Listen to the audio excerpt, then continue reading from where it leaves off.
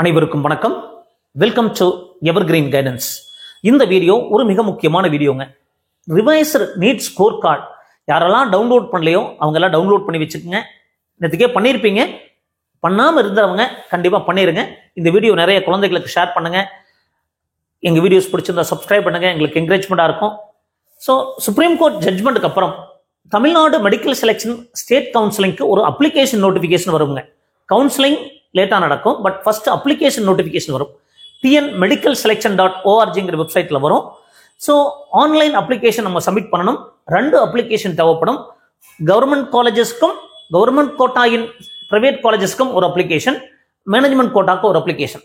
ஒரு சிலருக்கு ஒரு அப்ளிகேஷன் சப்மிட் பண்ணுற மாதிரி இருக்கும், ஒரு சிலர் நீங்கள் 2 அப்ளிகேஷன் சப்மிட் பண்ணுற மாதிரி இருக்கும். அப்போ இந்த அப்ளிகேஷன் சப்மிட் பண்ணும்போது நிறைய டாக்குமெண்ட்ஸ் எல்லாம் நீங்கள் ரெடி பண்ணி வச்சுக்கணும். இந்த டாக்குமெண்ட்ஸ் எல்லாம் என்ன சைஸில் வைக்கணும், என்ன மாதிரி நீங்கள் அரேஞ்ச் பண்ணி வைக்கணும் அப்படிங்கிற டீட்டெயில் வீடியோ தான். மறக்காம இந்த வீடியோக்கு ஒரு லைக் பட்டனை மட்டும் ப்ரெஸ் பண்ணிடுங்க, மறந்துடாதீங்க. ஃபர்ஸ்ட் என்னென்ன டாக்குமெண்ட்ஸ்னு பார்த்துடலாம். 10th certificate. 10th சர்டிஃபிகேட் அப்படிங்கிறது ஒரு சிலருக்கு ஒரு பேஜ் இருக்கும், ஒரு சில குழந்தைகளுக்கு 2 பேஜ் இருக்கும். 2 பேஜ் ஸ்கேன் பண்ணி சிங்கிள் பிடிஎஃபாக பண்ணி வச்சுக்கோங்க. அதேமாரி 11th certificate, 11th mark list. இந்த 11th மார்க் லிஸ்ட் ஒரு சிலருக்கு இல்லை அப்படின்னா இங்கே விட்டுருங்க. இருக்கிறவங்க ஸ்கேன் பண்ணி இதர் சிங்கிள் பேஜாக இருக்கலாம், 2 பேஜஸாக இருக்கலாம், ஸ்கேன் பண்ணி சிங்கிள் பிடிஎஃபாக பண்ணிக்கோங்க. அடுத்தது டிரான்ஸ்ஃபர் சர்டிஃபிகேட். இந்த டிரான்ஸ்ஃபர் சர்டிஃபிகேட் அப்படிங்கிறது 12th டிரான்ஸ்ஃபர் சர்டிஃபிகேட். ஒருவேளை நீங்கள் காலேஜில் படிச்சுட்டு இருக்கீங்க, ஏதாவது ஒரு கோர்சஸ் படிச்சுட்டு இருக்கீங்கன்னா போனஃபைட் சர்டிஃபிகேட் வாங்கி அப்லோட் பண்ணலாம். ஒருவேளை நீங்கள் படித்து டிஸ்கன்டினியூ பண்ணுறீங்கன்னா அந்த காலேஜ் டிஸ்கன்டினியூ டிசியை நீங்கள் அப்லோட் பண்ணுங்க.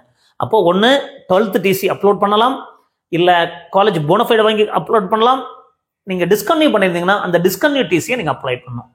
NEET admit card. NEET admit கார்டை பொறுத்த வரைக்கும் நீங்கள் டவுன்லோட் பண்ணி வச்சிருப்பீங்க.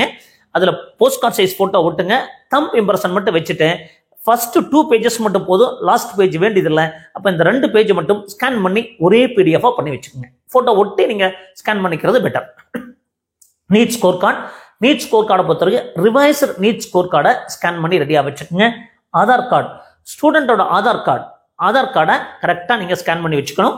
2 பேஜ் வரும் இல்லைங்களா, ஒரே பேஜில் வர மாதிரி ஸ்கேன் பண்ணி வச்சுக்கோங்க. பர்த் சர்டிஃபிகேட்டுடைய குழந்தைகளுடைய பர்த் சர்டிஃபிகேட், குழந்தைகளுடைய பர்த் சர்டிஃபிகேட். அதேமாதிரி நேட்டிவிட்டி சர்டிஃபிகேட். நேட்டிவிட்டி சர்டிஃபிகேட் அப்படிங்கிறது அது 2 வகையாக இருக்குது. பிறப்பால் தமிழகத்தை சேர்ந்தவங்க இங்கே இவ்வளவு வருஷமாக வசிச்சுட்டு இருப்பான்னு சொல்லுவாங்க. பர்த் சர்டிஃபிகேட் இங்கேயே பிறந்திருந்தீங்கன்னா பிறப்பால் நீங்கள் கிடைக்கும், அதை வாங்கி வச்சுக்கோங்க. லாஸ்ட் இயர் வாங்கியிருந்தாலும் அது எலிஜிபிள் தான், ஒவ்வொரு வருஷம் வாங்க வேண்டிய அவசியம் கிடையாது. அதை ஸ்கேன் பண்ணி வச்சுக்கோங்க. Community certificate. ஸ்டூடெண்டோட கம்யூனிட்டி சர்டிஃபிகேட்.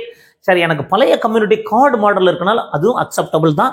நீங்கள் புதுசு வாங்கி வச்சிருந்தாலும் அக்செப்டபிள் தான்.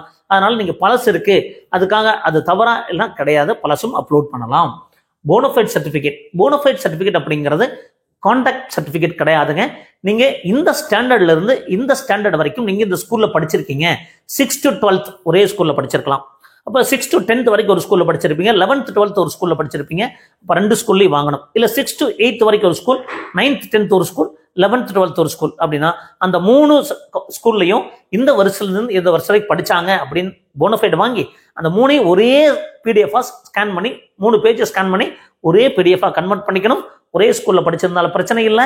அப்போ 1 to 12th படிச்சிருக்காங்க, ஒரே சர்டிஃபிகேட் போதும். பேரண்டோட கம்யூனிட்டி சர்டிஃபிகேட்.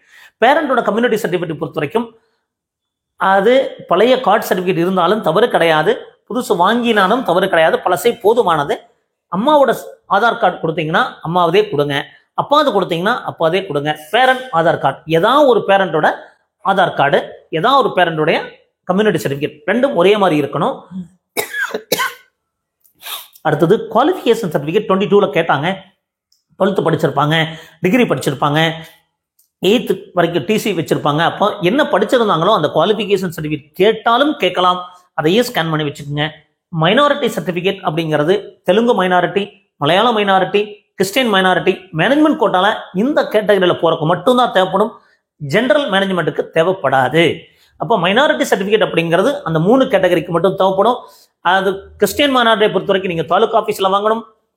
தெலுங்கு மைனாரிட்டியை பொறுத்த வரைக்கும், மலையாள மைனாரிட்டியை பொறுத்த வரைக்கும் நீங்கள் ஸ்கூலில் ஒரு ப்ராஸ்பெக்டஸில் வரும், அந்த சர்டிஃபிகேட் வாங்கணும், அனெக்சரில் இருக்கும். ஸோ மறந்துடாதீங்க. இதை தாண்டி நீங்கள் என்ன வேணா passport size photograph. Passport size photograph பொறுத்த வரைக்கும் நீட்டுக்கு அப்ளை பண்ண அதே ஃபோட்டோகிராஃப் இருக்கணும். பேர் இருக்கலாம், இல்லாமல் இருக்கலாம், பட் டேட் இருக்கலாம், இல்லாமல் இருக்கலாம், பட் அதே ஃபோட்டோ கண்டிப்பாக வேணும். மறந்துடாதீங்க. போஸ்ட் கார்டு சைஸ் ஃபோட்டோ, அதே ஃபோட்டோகிராஃப் பேர் எழுதியிருந்தால் டைப் பண்ணியிருந்தாலும் பிரச்சனை கிடையாது, இல்லாமலும் இருந்தாலும் பிரச்சனை இல்லை. பட் நீட்டுக்கு அப்ளை பண்ண அதே ஃபோட்டோகிராஃப் தான் இங்கேயும் அப்ளை பண்ணணும், இங்கேயும் வச்சுக்கணுங்க. சிக்னேச்சர் அப்படிங்கிறது நீங்கள் கேபிட்டல் லெட்டரில் எழுதி வைக்கக்கூடாதுங்க. ரன்னிங் ஹேண்ட் ரைட்டிங்கில் ஒரு சிக்னேச்சர் இருக்கணும். Thumb impression, left hand thumb impression நீங்கள் ரெடி பண்ணி வச்சுக்கோங்க.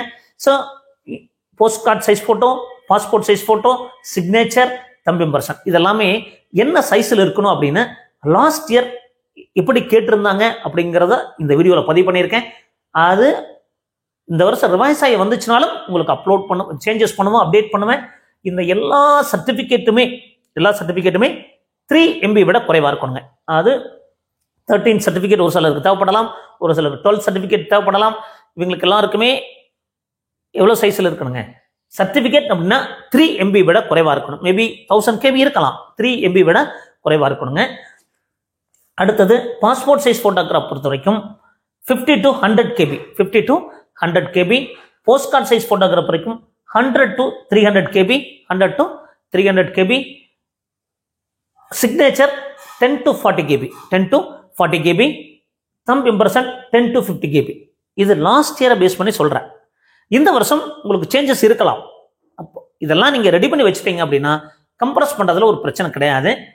அப்போது இந்த மாதிரி ஆர்டர் பண்ணி வச்சுக்கோங்க. அது 10th அப்படின்னா 1-10th அல்லது _2 இதே ஆர்டரில் நீங்கள் ஃபைல் நேம் சேவ் பண்ணி வச்சிங்க அப்படின்னா அப்லோட் பண்ணும்போது ப்ராப்ளம் இருக்காது. என்ன காரணம் அப்படின்னா ஸ்டூடெண்ட் சம்டைம் சார் ஸ்கோர் கார்டுக்கு பதிலாக அட்மிட் கார்டு அப்லோட் பண்ணிட்டேன், 10th பதிலாக 12th அப்லோட் பண்ணிட்டேன், இந்த மாதிரி சந்தேகங்கள் வருங்க. அப்போது இதே ஆர்டர் லாஸ்ட் இயரில் அப்லோட் பண்ணுற மாதிரி இருந்தது. இந்த மாதிரி ஆர்டரை நீங்கள் ஃபைல் நேம் கொடுத்து சேவ் பண்ணிட்டீங்க, 1, 2, 3, 4 அதே ஃபைல் நேம் கொடுத்து சேவ் பண்ணீங்கன்னா அப்லோட் பண்ணுறதுக்கு கன்வீனியண்டாக இருக்கும். இந்த ஆன்லைன் அப்ளிகேஷனில் நீங்கள் தவறு பண்ணியிருக்கக்கூடாதுங்க. ஏன்னா தவறு பண்ணிவிட்டு அதுக்கப்புறம் மன உளைச்சலாக இருக்கும். எஸ்பெஷலி இந்த NEET score card, NEET roll number, community certificate, student name, birth certificate, nativity certificate, so இந்த மாதிரி நிறைய டாக்குமெண்ட்ஸ், ஒவ்வொரு டாக்குமெண்ட்டும் மிக முக்கியமான டாக்குமெண்ட்ஸுங்க. அப்போ இந்த டாக்குமெண்ட்ஸ் எல்லாம் நீங்கள் ரெடி பண்ணி வச்சுக்கோங்க. இதே சைஸ்லாம் நீங்கள் 3 MB இருக்கணுங்கிறது, அதை விட குறைவாக இருக்கலாம், தவறு கிடையாது. அதை விட குறைவாக நீங்கள் ரெடி பண்ணி வச்சுக்கோங்க. கண்டிப்பாக குறைவாக தான் கம்ப்ரஸ் ஆகும், பட் மேக்ஸிமம் சைஸ் சொன்னாங்க. ஸோ இதெல்லாம் 50 to 100 KB, 100 to 300 KB, 10 to 40 KB and 10 to 50 KB. So இந்த சைஸில் நீங்கள் ரெடி பண்ணி வச்சுட்டீங்க அப்படின்னா ஆன்லைன் அப்ளிகேஷன் நோட்டிஃபிகேஷன் வந்த உடனே ஃபர்ஸ்ட் அன்னைக்கு அவசரப்பட்டு அப்ளை பண்ணாதீங்க. பொறுமையாக 1 or 2 days கழிச்சு பொறுமையாக பண்ணலாம். தவறில்லாமல் பண்ணணும் அப்படிங்கிறதா நம்மளுடைய நோக்கம். தவறு பண்ணிட்டா அப்புறம் மன கஷ்டமாக இருக்குங்க. ஐயோ நம்ம அப்ளிகேஷன் ரிஜெக்ட் ஆயிருமா, ரேங்க் லிஸ்ட்டில் வருமா வராதா அப்படிங்கிற பயமெல்லாம் இருக்கும். அப்போது இந்த மாதிரி சூழ்நிலையில் எங்களுடைய வீடியோஸ் பிடிச்சிருந்தா மறக்காமல் லைக் பண்ணி ஷேர் பண்ணுங்கள். எங்கள் சேனல் பிடிச்சிருந்தா சப்ஸ்கிரைப் பண்ணுங்கள். கண்டிப்பாக உங்களுக்கு ஒரு நல்ல வழியில் வழிகாட்டுதல் கிடைக்கும். ஸோ இந்த மாதிரி மீண்டும் ஒரு நல்ல பதிவுடன் உங்களை சந்திக்கின்றேன். நன்றி, வணக்கம்.